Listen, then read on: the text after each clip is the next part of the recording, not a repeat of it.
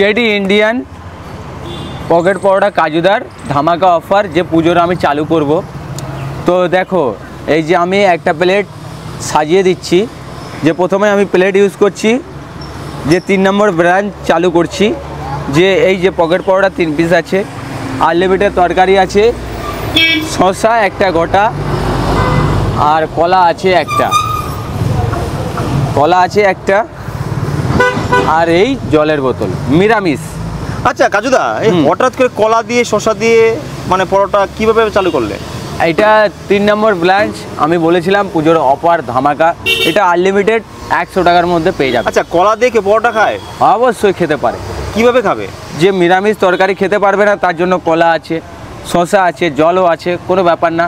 কত টাকা? কিছু কি আনলিমিটেড? সব কিছু আনলিমিটেড 100 টাকার মধ্যে। 100 টাকা কত আছে প্লেট? হ্যাঁ, প্লেট কত? প্লেট 30 টাকার মধ্যে পাবে। 30 টাকা? আর এটা কি তরকারি? তরকারিটা একটু দেখাও। তরকারিটা নিরামিষ। নিরামিষ? হ্যাঁ, নিরামিষ 3 নম্বর ব্রাঞ্চে দেখতে পাচ্ছ।